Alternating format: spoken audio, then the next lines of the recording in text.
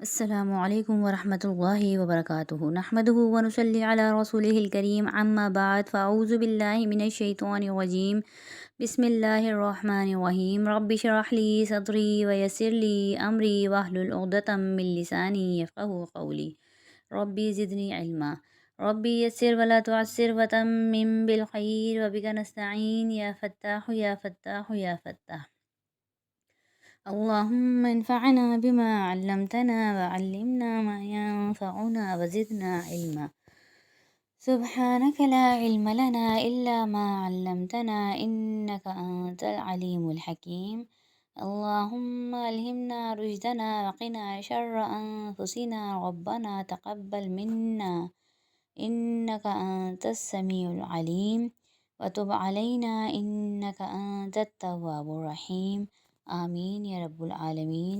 مسنون دعاؤں کے سلسلے میں آج ہماری تیسری دعا کا آغاز ہوگا۔ تیسری دعا ہے شام کو پڑھنے کی دعا۔ اعوذ باللہ من الشیطان الرجیم، بسم اللہ الرحمن الرحیم، اللہم بک امسینا وبک اسبحنا وبک نحیا وبک نموت والیک النشور۔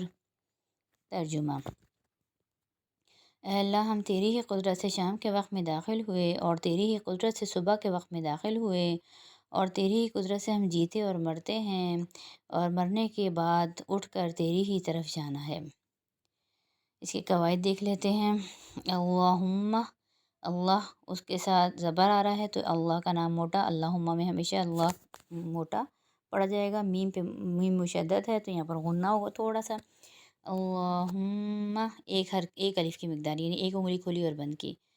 بی کا جلدی اٹھائیں گے کیونکہ یہ پڑی حرکات میں سے ہے۔ امسینا کے نا کے اوپر ایک الف کی مقدار، اوپر ایک لکھ لیں آپ پینسل سے۔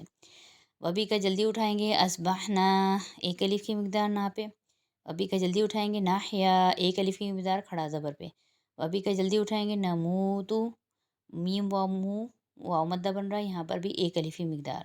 و الیکل اس کو بھی جلدی اٹھائیں گے، نون مشدد آ رہا ہے نشور میں، نون مشدد پہ ایک الف کی مقدار غنہ کریں گے، یعنی ایک انگلی اور کھولی اور بند کی، اتنا غنہ کریں گے یعنی ناک میں آواز کو چھپائیں گے۔ نشور شور پہ واو مدہ بن رہا ہے تو یہاں پر بھی ایک الف کی مقدار کھینچیں گے۔ ٹھیک ہے، اب دوبارہ سے پڑھ لیتے ہیں دعا۔